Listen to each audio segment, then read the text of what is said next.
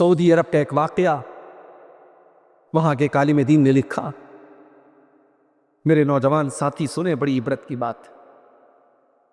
4 نوجوان کار کا سفر کر رہے تھے، چاروں نوجوان کار پر بیٹھے ہوئے تھے۔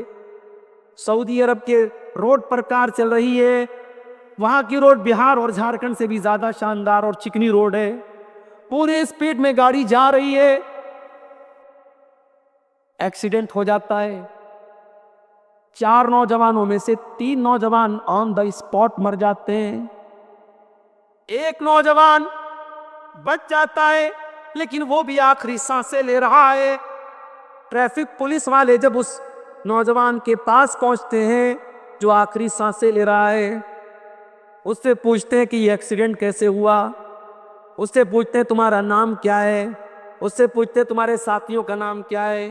وہ نوجوان آخری سانسیں لے رہا ہے اور ایک ہی زبان سے ایک ہی لفظ بار بار کہہ رہا ہے، فی سقر، فی سقر، فی سقر۔ ارے میں تو سقر میں ہوں، میں تو سقر میں ہوں، میں تو سقر میں ہوں۔ پولیس والوں کو یہ بات سمجھ میں نہیں آئی کہ یہ سقر کا نام کیوں لے رہا ہے، یہ سقر کا کیا مطلب ہوتا ہے۔ انہوں نے علاقے کے عالم دین سے پوچھوایا کہ یہ نوجوان یہ فی سقر کہہ کر کے دنیا سے گیا، اس کا کیا مطلب ہے؟ عالم دین نے کہا اس کا مطلب آپ کو قرآن کے 29ویں پارے میں ملے گا۔ عالم دین نے کہا جاؤ قرآن کو 29واں پارہ پڑھ دو۔ قرآن کے 29ویں پارے میں سورہ مدثر کے اندر اللہ فرماتا ہے جب جنتی جنت میں چلے جائیں گے اور جہنمی جہنم میں چلے جائیں گے، اور جنتی لوگ دیکھیں گے کہ ان کے جان پہچان کے لوگ جہنم میں، جو ان کے ساتھ بیٹھ کر کے چائے پیتے تھے، جو ان کے ساتھ بیٹھ کر کے گپ کرتے تھے، آج وہ جہنم کے اندر پہنچ گئے تو جنتی سوال کریں گے ما سلککم فی سقر، اے میرے بھائی تو جہنم میں کیسے چلا گیا؟ تو میرے ساتھ اٹھا بیٹھا کرتا تھا، تو میرے گاؤں میں رہتا تھا، ہم لوگ ساتھ میں اٹھا بیٹھا کرتے تھے، ما سلککم فی سقر، تو جہنم کے اندر کیسے چلا گیا؟ تو وہ جہنمی جواب دے گا قالوا لم نک من المصلین، وہ کہے گا کہ ہم نماز نہیں پڑھتے تھے۔ حی علی الصلاۃ کی آواز آتی تھی تم تو مسجد چلے جاتے تھے، میں تو چائے کی دکان پر بیٹھا رہ جاتا تھا، تم نماز کے لیے فجر کے ٹائم اٹھ جایا کرتے تھے، میں تو رات کو 2 بجے تک لڑکیوں سے چیٹنگ میں لگا رہتا تھا، میں فجر کی نماز میں نہیں اٹھتا تھا۔ ما سلککم فی سقر، وہ سوال کریں گے کہ تم جہنم میں کیسے چلے گئے؟ وہ جواب دیں گے لم نک من المصلین، ہم نماز نہیں پڑھتے تھے، ولم نک نطعم المسکین، ہم شادی میں لاکھوں کا کھانا فری میں ہم برباد کر دیتے تھے، بہترین کھانا بنواتے تھے اور جتنا کھانے والے کھانا کھاتے تھے اس سے زیادہ کوڑے دان میں پھینکا جاتا تھا، لیکن گاؤں میں غریبوں کو کھانا دینے کی توفیق نہ ہوتی تھی، ہم بھوکوں کو کھانا نہیں کھلاتے تھے، ہم اپنا پیسہ کبھی غریبوں پر خرچ نہیں کرتے تھے۔ وَكُنَّا نَخُوضُ مَعَ الْخَائِضِينَ، ہم دین کا مذاق اڑانے والوں کے ساتھ دین کا مذاق اڑاتے تھے، ہم اللہ کا مذاق اڑاتے تھے، ہم رسول کا مذاق اڑاتے تھے، ہم قرآن کا مذاق اڑاتے تھے، ہم علماء کا مذاق اڑاتے تھے، ہم مدرسوں کا مذاق اڑاتے تھے، ہم داڑھی کا مذاق اڑاتے تھے۔ وَكُنَّا نَخُوضُ مَعَ الْخَائِضِينَ، ہم مذاق اڑانے والوں کے ساتھ مذاق اڑایا کرتے تھے۔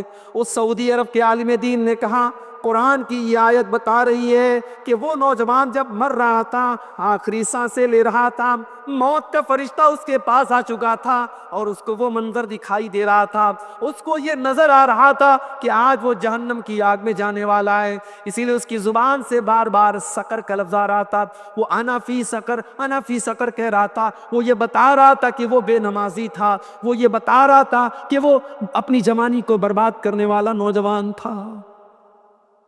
ان الانسان لفی خسر، بے شک سارے کے سارے انسان کھاٹے میں، الا الذین آمنوا، مگر وہ لوگ گھاٹے میں نہیں ہیں جو ایمان والے ہیں۔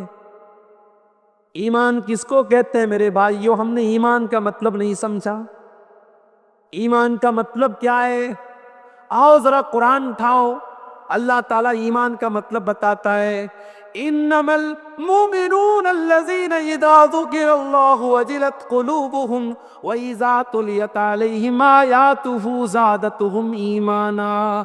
ارے مومن تو وہ لوگ ہیں جب اللہ کا نام ان کے سامنے لے لیا جائے ان کا دل کانپ جاتا ہے، ان کا دل تڑپ جاتا ہے، اللہ کا نام سن کر کے وہ گناہ چھوڑ دیتے ہیں. بخاری کی وہ حدیث آپ نے کئی بار سنی ہوگی، 3 لوگ جب غار میں پھنس گئے اور تینوں نے اللہ سے اپنے اپنے نیک عمل کا واسطہ دے کر کے دعا مانگی تھی. ان تینوں میں سے ایک نے کہا تھا اے اللہ میں اپنی چچا زاد بہن سے بہت محبت کرتا تھا، میں اپنی چچا کی لڑکی سے بہت محبت کرتا تھا، میں اس پر ڈورے ڈالتا تھا، میں اس کو حاصل کرنے کی کوشش کیا کرتا تھا، اور ایک مرتبہ جب گاؤں میں قحط پڑا، سوکھا پڑا اور وہ لڑکی میرے پاس مدد مانگنے کے لیے آئی، میں مدد کرنے کے لیے تیار تو ہوا مگر میں نے کنڈیشن لگا دی کہ تجھے اپنی عزت کا سودا کرنا پڑے گا، تجھے اپنی آبرو میرے حوالے کرنی پڑے گی.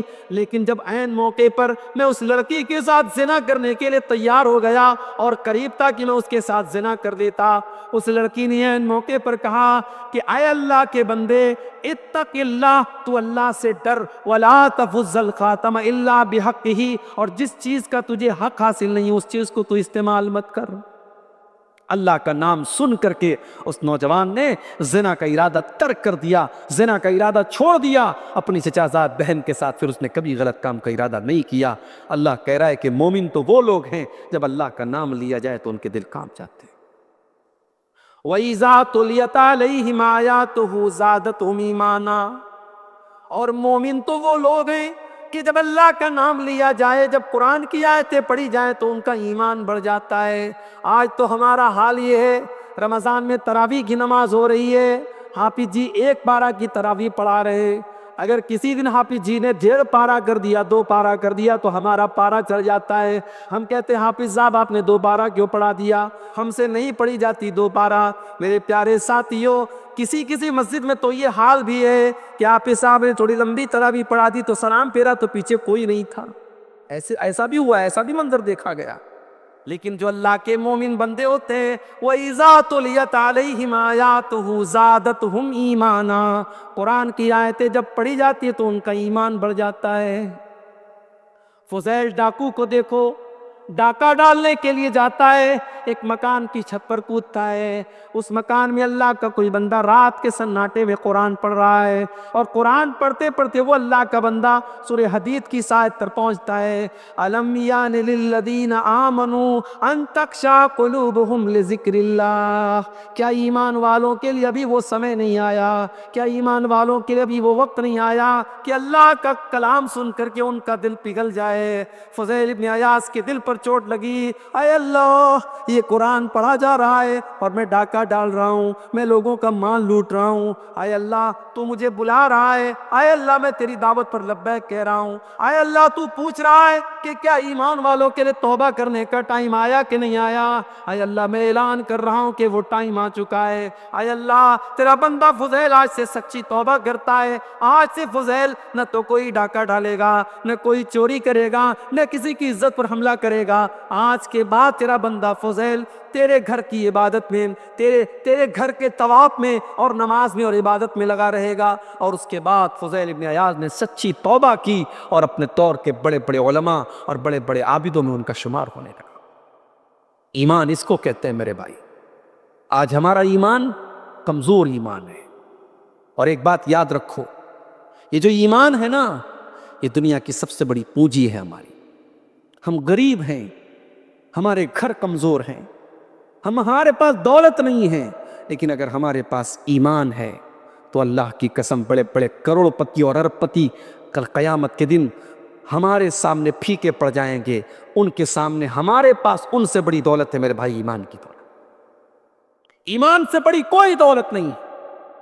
اللہ نے قرآن کی 3 پارے کی آخری آیت میں فرمایا ان الذین کفروا وماتوا وهم کفار فلن يقبل من احدهم ملء الارض ذهبا، جو لوگ ایمان کے بغیر دنیا سے چلے گئے، جو لوگ کفر کی حالت میں دنیا سے چلے گئے، کل قیامت کے دن اللہ کی بارگاہ میں وہ زمین بھر کے سونا لے کر کے آئیں گے۔ اے اللہ تو زمین بھر کے سونا لے لے اے اللہ، لیکن مجھے جہنم کی آگ سے بچا لے، مجھے اپنے عذاب سے بچا لے۔ اللہ کہتا ہے ان کا زمین بھر کے سونا قبول نہیں کیا جائے گا، ان کا زمین بھر کے سونا قبول نہیں کیا جائے گا۔ تیرے پاس زمین بھر کے سونا ہے لیکن تیرے پاس اس سے بڑی دولت نہیں ہے، تیرے پاس ایمان نہیں ہے۔ اللہ کہتا ہے اولئک لہم عذاب علیم، جن کے پاس ایمان نہیں ہوگا ان کو دردناک عذاب دیا جائے گا۔ وما لہم من ناصرین، اور ان کی کوئی مدد کرنے والا نہیں ہوگا۔ شیرسا آبادیوں کا علاقہ ہے، بڑی خوشی ہوتی ہے جب میں آپ کے علاقے میں آتا ہوں، اور میں بنارس میں اور دیگر جگہوں پر کہتا بھی ہوں کہ سیمانچل کے علاقے میں مسلمانوں کی ایک برادری ہے، الحمدللہ 99% بلکہ 100% میں کہہ سکتا ہوں کہ یہ اہل توحید کی برادری ہے، اہل توحید کی یہ قوم ہے۔ مگر میرے بھائی، اگر آپ کے گھروں میں تعویذ پہنا جا رہا ہے، اگر آپ کے بچوں کے گلے میں تعویذ پہنا جا رہا ہے، اگر آپ کی گھر کی عورتیں مشرکوں کے پاس جا کر کے، شرکی عمل کرنے والوں کے پاس جا کر کے اپنے بچوں کو جھاڑ پھونک کروا رہی ہیں، اور آپ کے گھروں میں بھی شرکیہ کام ہو رہا ہے، تو معاف کیجئے، آپ نے اپنی برادری کا نہیں، اپنے دین اور اپنے اسلام کا سر نیچا کر دیا ہے۔ یہ پونجی جو اللہ نے آپ کو دی ہے، ایمان کی پونجی، توحید کی پونجی، اس پونجی کی حفاظت کیجئے میرے بھائی۔ وَلَا تَمُوتُنَّ إِلَّا وَأَنْتُمْ مُسْلِمُونَ، تمہیں موت نہ آئے مگر اسلام کی حالت میں، مرتے دم تک اپنے آپ کو اور اپنے پریوار کو توحید پر بچا کے رکھیے میرے بھائی۔ ساری زندگی اگر آپ توحید پہ رہتے ہیں اور مرنے کے پہلے اگر آپ نے شرک کر دیا تو ساری زندگی کی آپ کی کمائی برباد ہو جائے گی۔ اتنی بڑی دولت ہے ایمان۔ إِلَّا الَّذِينَ آمَنُوا، سارے کے سارے انسان خسارے میں ہیں، مگر وہ لوگ خسارے میں نہیں ہیں جو ایمان والے ہیں۔ وَعَمِلُوا الصَّالِحَاتِ، اور نیک عمل کرنے والے ہیں، نیک عمل کرنے والے ہیں۔ اے اللہ، نیک عمل کس کو کہتے ہیں؟ اللہ جواب دیتا ہے قرآن کے 16ویں پارے میں سورہ کہف کی آخری آیت میں، فَمَنْ كَانَ يَرْجُو لِقَاءَ رَبِّهِ فَلْيَعْمَلْ عَمَلًا صَالِحًا وَلَا يُشْرِكْ بِعِبَادَةِ رَبِّهِ أَحَدًا۔ میرے بندو، اگر تم اپنے رب سے ملاقات کرنا چاہتے ہو، جنت میں جانا چاہتے ہو، تو نیک عمل کرو، ایسا عمل کرو جو اللہ کی نظر میں نیک ہو، اور اپنے عمل میں کسی کی ملاوٹ نہ کرو۔ نیک عمل کس کو کہتے ہیں؟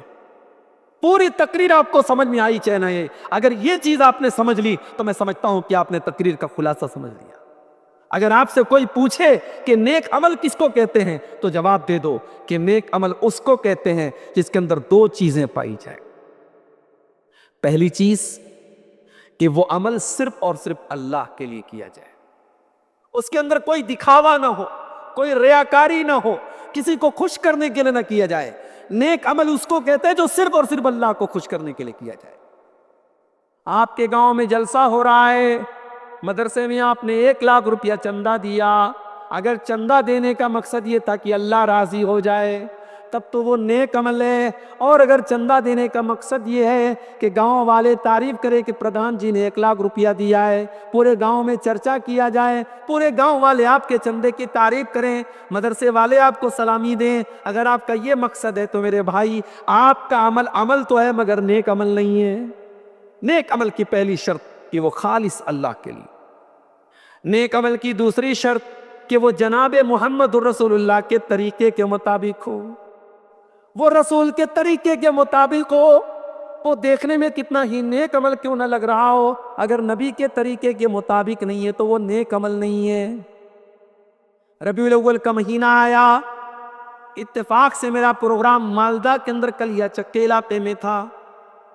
مالدہ سے کلیا چک جانے میں 40 سے 45 منٹ لگتے ہیں، لیکن اتفاق سے جس دن میرا پروگرام تھا اسی دن 12 ربیع الاول کی تاریخ تھی۔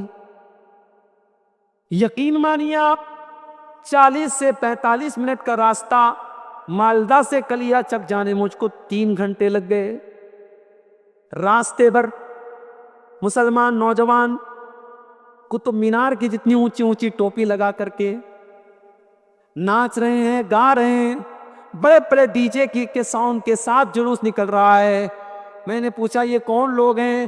جواب ملا یہ نبی کے عاشق لوگ ہیں، یہ نبی کے چاہنے والے لوگ ہیں۔ میں نے پوچھا یہ کیوں کیا جا رہا ہے؟ جواب ملا یہ نبی کی محبت کے نام پہ کیا جا رہا ہے۔ او لوگو، اگر یہ جلوس نکالنا، یہ ڈی جے بجانا، یہ نبی کی محبت کے نام پر اگر یہ سب کچھ صحیح ہے تو ابو بکر نے ڈی جے کیوں نہ بجایا؟ عمر فاروق نے جلوس کیوں نہ نکالا؟ نبی کے صحابہ نے یہ جشن کیوں نہ منایا؟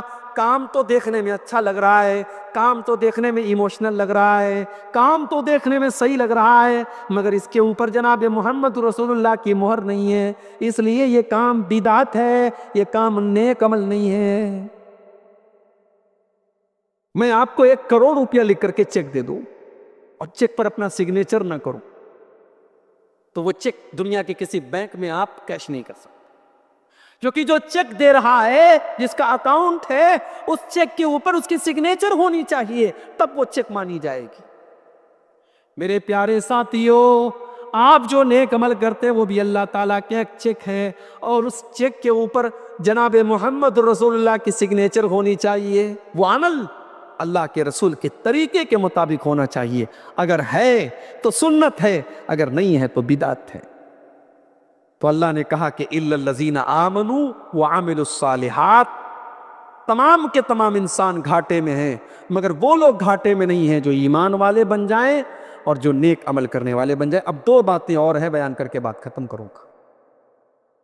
وَتَوَاصَوْا بِالْحَقِّ، آپ ایمان والے بھی بن گئے، آپ نیک عمل کرنے والے بھی بن گئے، لیکن آپ نے نیک بات، اچھی بات، حق بات دوسروں کو نہیں بتائی۔ آپ نے دوسروں کو چھوڑو، اپنے گھر والوں کو نہیں بتائی۔ باپ بیچارہ تہجد پڑھ رہا ہے، بیٹا 1 ٹائم کی نماز بھی نہیں پڑھ رہا ہے، اور باپ نے کبھی یہ ضرورت بھی نہیں سمجھی کہ بیٹے کو نماز کے لیے بولے۔ ماں بیچاری رات بھر قرآن پڑھ رہی ہے، اور جوان بیٹی موبائل لے کر کے کونے میں کسی کے ساتھ لگی ہوئی ہے۔ ماں کو کبھی یہ توفیق نہیں ہوئی کہ اپنی بیٹی کو صحیح اور غلط کے بیچ کا فرق بتائے۔ میرے پیارے ساتھیو، آپ روشنی میں ہیں یہ کافی نہیں ہے، آپ کو روشنی میں ہونے کے ساتھ ساتھ جو لوگ اندھیرے میں ہیں ان کو روشنی میں لانے کی کوشش بھی کرنا ہے۔ آپ کے گاؤں میں بہت سارے غیر مسلم لوگ بھی رہتے ہوں گے، آپ کا ان کے ساتھ ویوہار ہے، اٹھنا بیٹھنا ہے، ان کے ساتھ لین دین کرتے ہیں آپ، کبھی آپ نے ان کو اسلام کے بارے میں بتایا، قرآن کے بارے میں بتایا؟ کیا اللہ تعالیٰ کیا آپ کی گردن نہیں پکڑی جائے گی؟ جناب آپ کے گاؤں میں لوگ رہتے تھے، وہ اللہ کو نہیں مانتے تھے، اللہ کو نہیں جانتے تھے، رسول کو نہیں مانتے تھے۔ آپ کے پاس قرآن تھا، آپ کے پاس نبی کا طریقہ تھا، آپ کے پاس اسلام تھا، آپ نے کبھی اپنے غیر مسلم بھائی کو قرآن نہیں دیا، اس کو اسلام کی شکشاؤں کو نہیں بتایا، اللہ تعالیٰ کہ آپ کی گردن بھی پکڑی جائے گی۔ عبدالغفار صاحب بنارس سے ارریہ تقریر کرنے کے لیے جایا کرتے تھے، فاربیس گنج آپ جایا کرتے تھے، آپ کا پڑوسی ہندو تھا، غیر مسلم تھا، آپ نے کبھی اپنے غیر مسلم کو قرآن دیا، اسلام کے بارے میں بتایا؟ آپ کے محلے میں لوگ شرک کرتے تھے، آپ نے کبھی ان کو تبلیغ کی؟ یہ عبدالغفار سے بھی سوال کیا جائے گا۔ وَتَوَاصَوْا بِالْحَقِّ، سچائی کی تبلیغ بھی آپ کو کرنا ہے۔ اور یہاں ایک بات اور نوٹ کر لیجیے، جب تبلیغ کی بات آتی ہے تو ہم کہتے ہیں صاحب یہ کام تو علماء کا کام ہے، یہ تو جامعہ سلفیہ میں کوئی پڑھ کے آئے، جامعہ ابن تیمیہ میں کوئی پڑھ کے آئے، سنابل میں کوئی پڑھ کے آئے، اس کا کام ہے۔ میں کہتا ہوں نہیں، یہ غلط بات ہے۔ اللہ کے نبی فرماتے ہیں بلغوا عنی ولو آیا، میری ایک بات بھی اگر تمہیں پہنچی ہے تو تم دوسروں کو پہنچاؤ۔ تبلیغ کرنا، سچائی کی دعوت دینا، یہ صرف علماء کا کام نہیں ہے۔ آپ کو جتنی باتیں پتہ ہے اتنی باتیں اگر آپ دوسروں کو پہنچا سکتے ہیں تو آپ پہنچائیے۔ اسلام کی خدمت آپ کو کرنا ہے. اگر آپ دولت والے تو دولت کے ذریعے کیجئے, اگر آپ دماغ والے تو دماغ کے ساتھ کیجئے, اگر آپ علم والے تو علم کے ساتھ کیجئے, اگر آپ کے پاس طاقت ہے تو طاقت کے ذریعے آپ کیجئے. اپنی انرجی اور اپنی طاقت کا استعمال آپ دین کی خدمت کے لیے کیجئے میرے پیارے ساتھیوں. وَتَوَاصَوْا بِالْحَقِّ, دین کی تبلیغ میں آپ کا کیا رول ہے؟ آج رات میں جب بستر پہ سونے جائیے تو ضرور سوچئے گا. وَتَوَاصَوْا بِالْحَقِّ, ایمان والے بن جاؤ, نیک عمل کرنے والے بن جاؤ, اور سچائی کی تبلیغ کرنے والے اور حق کی تبلیغ کرنے والے بن جاؤ. وَتَوَاصَوْا بِالصَّبْرِ, اور جب آپ سچائی کی تبلیغ کرنے کے لیے نکلیں گے تو یہ کوئی پھولوں بھرا راستہ نہیں ہے, کانٹوں بھرا راستہ ہے. ہو سکتا ہے کہ لوگ آپ کو گالی دیں, ہو سکتا ہے کہ لوگ آپ کو برا بھلا کہیں, ہو سکتا ہے کہ آپ کا بائیکاٹ بھی کر دیا جائے. اگر ایسا ہو جائے تو یاد کر لینا اپنے نبی کی سنت کو, یاد کر لینا اپنے نبی کے طریقے کو. میرے پیارے ساتھیوں, آج آپ کو اپنے گاؤں سے ارریا جانا پڑے, 4 ویلر سے آپ کو جانا پڑے تو آپ کو پریشانی محسوس ہوتی ہے. آپ کے نبی نے 1400 سال پہلے مکہ سے طائف کا سفر طے کیا تھا, 100 کلومیٹر کا سفر. اور نبی نے یہ سفر, اس زمانے میں اونٹ کی سواری چلا کرتی تھی, اس زمانے میں گھوڑے کی سواری چلا کرتی تھی, اس زمانے میں گدھے کی سواری چلا کرتی تھی, مگر نبی نے یہ 100 کلومیٹر کا سفر پیدل طے کیا تھا, پیدل طے کیا تھا. 100 کلومیٹر کا سفر پہاڑوں کے بیچ سے چل رہے ہیں اللہ کے نبی, ریگستان کے بیچ میں سے چل رہے ہیں. مکہ سے اللہ کے نبی طائف پہنچے.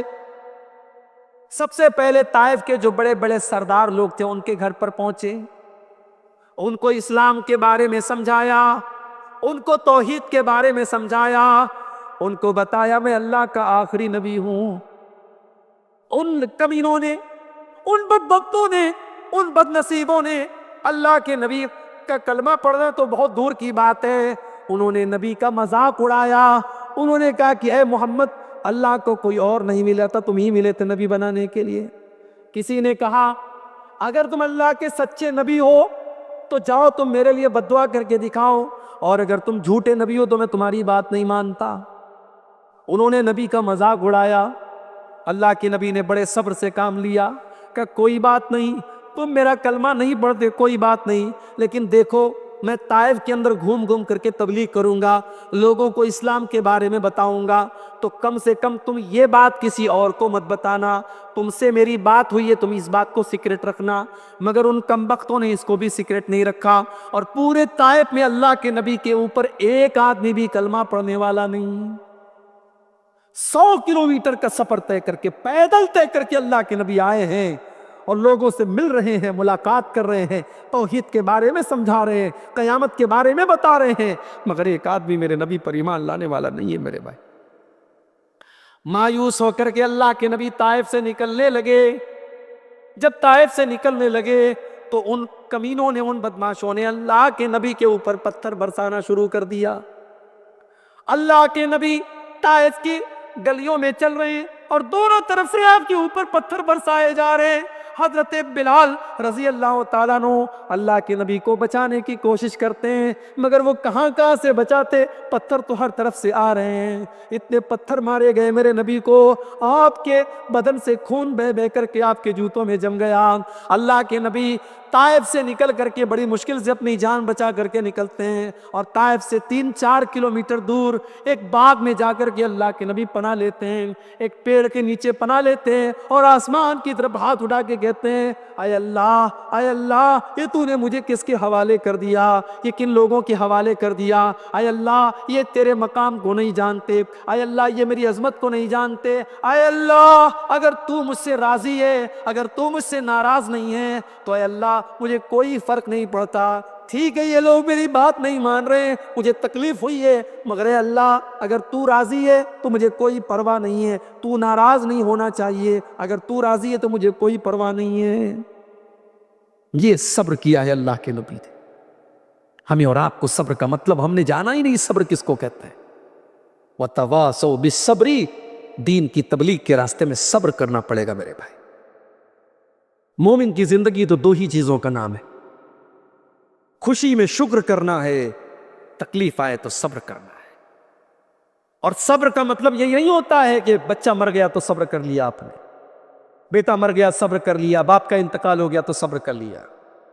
صبر کا مطلب یہ بھی ہوتا ہے آپ کے ساتھ اٹھنے بیٹھنے والے تمام لڑکوں کی غلط تعلقات ہیں لڑکیوں کے ساتھ، بڑے فخر سے وہ آپ سے آ کر کے کہتا ہے کہ میرے اتنی لڑکیوں کے ساتھ میرے تعلقات ہیں، لیکن آپ نے اپنے دامن کو بچا کر کے رکھا ہے. آپ نے یہ طے کر کے رکھا ہے کہ میں اپنے قدم کو غلط راستے پہ نہیں لے کے جاؤں گا. ٹھیک ہے، میں جوان ہو گیا ہوں، میں نکاح کر کے شادی کر کے حلال طریقے سے اپنی خواہش کو پوری کروں گا. یہ بھی صبر ہے میرے پیارے بھائیوں. سارے گاؤں کی لڑکیاں بے پردہ گھوم رہی ہیں. ایک لڑکی جب گھر سے نکلتی ہے تو برقعے میں نکلتی ہے، نقاب میں نکلتی ہے، اس کے گھر والے اس کو تانا مارتے ہیں، یہ تو بڑی دیندار بنتی ہے، یہ تو بڑی پردے والی بنتی ہے. جب سارے لوگ پردہ نہیں کرتے تو یہ پردہ کرتی ہے. وہ کہتی ہے سارے لوگ کیا کرتے ہیں اس سے فرق نہیں پڑتا، میرے رب کا کیا حکم ہے اس سے فرق پڑتا ہے. وہ لڑکی بے پردہ لوگوں کے ماحول میں پردے میں نکلتی ہے. یہ بھی صبر ہے میرے پیارے ساتھیوں. انگلینڈ کی ٹیم ورلڈ کپ جیتتی ہے، سارے کھلاڑی شراب کی بوتل لٹا رہے ہیں، شراب کے نشے میں دھت ہیں، لیکن معین علی اور محمد راشد نام کے دو مسلمان کھلاڑی شراب سے دور ہو جاتے ہیں، اپنے تمام کھلاڑیوں سے دور ہو جاتے ہیں، کیونکہ ان کو پتا ہے کہ میرے مذہب میں شراب حرام ہے. یہ بھی صبر کی ایک قسم ہے میرے بھائی. ساؤتھ افریقہ کا کھلاڑی ہاشم املہ، اس کے دیش میں شراب، اس کے دیش کی جو ڈریس ہے، اس کے ٹیم کی جو جرسی ہے، اس کے ٹیم کی جو جیکٹ ہے، اس کے اوپر شراب کا ایڈورٹیزمنٹ ہے. ہاشم املہ کہتا ہے میں جرمانہ دے دوں گا، میں پینالٹی دے دوں گا، مگر میں شراب کا ایڈورٹیزمنٹ نہیں کروں گا. وہ شراب کا ایڈورٹیزمنٹ کرنے کے لیے تیار نہیں ہوتا. یہ بھی صبر ہے. اس کی بیوی ساؤتھ افریقہ جیسے ملک میں جہاں پورے کپڑے پہننے والی لڑکیاں آپ کو بہت کم ملیں گی، اس ملک میں بھی اس کی بیوی ہاشم املہ کی بیوی جب اپنے شوہر کے ساتھ کرکٹ میچ دیکھنے آتی ہے تو سر سے پیر تک مکمل نقاب میں آتی ہے. یہ بھی صبر ہے میرے پیارے ساتھیوں. برائی کا تقاضا موجود ہو، برائی کرنے والے موجود ہوں، مگر آپ اپنے آپ کو برائی سے بچا کر کے رکھیں. یہ صبر کی بڑی اعلیٰ قسم ہے. اور ایسے ہی صبر کرنے والوں کے بارے میں اللہ نے فرمایا کہ انما یوفی الصابرون اجرہم بغیر حساب. صبر کرنے والوں کو بے حساب اللہ تعالیٰ اجر اور ثواب دے گا. ہم نے صبر کا مطلب ہی نہیں سمجھا. ہم نے صبر کا مطلب سمجھا بیماری آئی تو صبر کر لیا، تکلیف آئی تو صبر کر لیا. ٹھیک ہے، وہ بھی صبر ہے، مصیبتوں پر صبر کرنا بھی صبر ہے، مگر برائی سے بچنا بھی صبر ہے، اور نیکی کے کام پر ڈٹے رہنا بھی صبر ہے. سردی کا موسم ہے، 5:15 بجے فجر کی اذان ہو رہی ہے. آپ 5:15 بجے اپنے بستر کو، رضائی کو، کمبل کو چھوڑ کر کے اٹھتے ہیں. الصلاۃ خیر من النوم.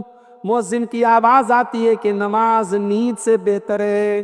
آپ نے کمبل پھینکا، رضائی پھینکی، ٹھنڈے ٹھنڈے پانی سے، اگر گرم پانی آپ کو نہیں مل پایا تو ٹھنڈے پانی سے آپ نے وضو کیا.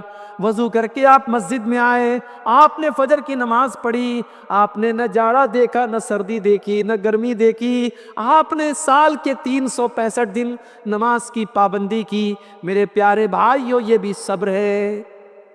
رمضان کا مہینہ اپریل اور مئی میں آیا، بہت سارے لوگ گرمی سے بے حال ہو گئے، روزہ رکھنا مشکل ہو گیا، مگر انہوں نے روزے کو کمپلیٹ کیا، روزے میں کوئی کوتاہی نہیں کی. یہ بھی صبر ہے. نیکی کے اوپر ڈٹے رہنا، برائی سے بچنا، اور اللہ کی تقدیر کے اوپر قائم رہنا، یہ تینوں چیزوں کا نام صبر ہے. وَتَوَاصَوْا بِالصَّبْرِ. اللہ نے فرمایا کہ سارے کے سارے انسان گھاٹے میں ہیں، مگر وہ لوگ گھاٹے میں نہیں ہیں جو صبر کی ایک دوسرے کو تلقین کرتے رہے. میری پیاری ماں بہنوں، جب بات صبر کی آتی ہے تو عام طور سے یہ کہا جاتا ہے کہ عورتیں بڑی جذباتی ہوتی ہیں، عورت کے اندر صبر نہیں ہوتا. میں کہتا ہوں کہ عورت کے اندر صبر ہوتا ہے، لیکن وہ صبر ایمان کے ذریعے پیدا ہوتا ہے، ورنہ نبی کے زمانے میں ہم نے ایسی عورتوں کو بھی دیکھا ہے. احد کا میدان ہے, ایک عورت آتی ہے, سوال کرتی ہے اللہ کے نبی کیسے ہیں؟ جواب دیا جاتا ہے تیرے باپ کا انتقال ہو چکا ہے, اس جنگ میں تیرے باپ شہید ہو چکے ہیں. کہتی ہے مجھے میرے باپ کے بارے میں نہ بتاؤ, مجھے فاطمہ کے ابا کے بارے میں بتاؤ کہ وہ کیسے ہیں. جواب ملا اللہ کے نبی ٹھیک ہیں. تھوڑی دیر کے بعد اس کو خبر دی جاتی ہے کہ جنگ احد میں تیرا بیٹا بھی شہید ہو چکا ہے. وہ کہتی ہے میرا بیٹا تو اللہ کو پیارا ہو گیا, یہ بتاؤ کہ آمنہ کا لال کیسا ہے؟ جواب ملا اللہ کے نبی بالکل ٹھیک ہیں. پھر تیسری مرتبہ اس کو خبر دی گئی اے فلاں تیرے شوہر کا بھی انتقال ہو چکا ہے, تو بیوہ ہو چکی ہے. وہ کہتی ہے کوئی بات نہیں, میں اللہ کے فیصلے پر راضی ہوں, مجھے بس اتنا بتا دو عائشہ اور خدیجہ کے شوہر کا کیا حال ہے, اللہ کے نبی کا کیا حال ہے؟ جواب ملا اللہ کے نبی بالکل ٹھیک ہیں. وہ عورت کہتی ہے مجھے یقین نہیں آ رہا ہے, مجھے اللہ کے نبی کا دیدار کرا دو, مجھے دیکھ لینے دو کہ اللہ کے نبی صحیح سلامت ہیں. لوگ اس کو لے کر کے گئے, اس نے اللہ کے پیارے نبی کو دیکھا اور نبی کو دیکھ کر کے کہنے لگی کل مصیبت بعدک جلل یا رسول اللہ. اے اللہ کے نبی آپ اگر زندہ ہیں, آپ اگر باحیات ہیں تو ساری مصیبتیں میرے لیے آسان ہیں. باپ میں نے کھو دیا, بھائی میں نے کھو دیا, بیٹا میں نے کھو دیا, شوہر میں نے کھو دیا, مگر اے اللہ کے نبی اگر آپ زندہ ہیں تو یہ ساری مصیبتیں میں برداشت کرنے کو تیار ہوں. صبر اس کو کہتے ہیں میرے بھائی. اللہ کے نبی کے پاس ایک عورت آتی ہے, کالی کلوٹی عورت ہے, خوبصورت نہیں ہے, کالی کلوٹی عورت ہے. آ کر کے کہتی ہے کہ اے اللہ کے نبی مجھے مرگی کا دورہ آتا ہے, اور جب یہ دورہ آتا ہے میں بے ہوش ہو کے گر جاتی ہوں, اور اے اللہ کے نبی جب یہ دورہ مجھے آتا ہے وَإِنِّي أَتَكَشَّفُ تو میری شرمگاہ کھل جاتی ہے, میرا بدن کھل جاتا ہے, میرا سطر کھل جاتا ہے. اے اللہ کے نبی آپ اللہ سے دعا کر دیجئے یہ مصیبت دور ہو جائے. مرگی کی بیماری آپ جانتے بڑی خطرناک بیماری ہوتی, اللہ نہ کرے یہ بیماری کسی کو ہو جائے, جس کو ہو جاتی بہت جھیلتا ہے. اس نے کہا کہ اے اللہ کے نبی یہ دورہ مجھے آتا ہے اور میں بے ہوش ہو جاتی ہوں اور میرا بدن کھل جاتا ہے, میرا سطر کھل جاتا ہے, آپ اللہ سے دعا کر دیجئے میں ٹھیک ہو جاؤں. اب ذرا غور سے سنیے میرے بھائیو, صبر کس کو کہتے ہیں؟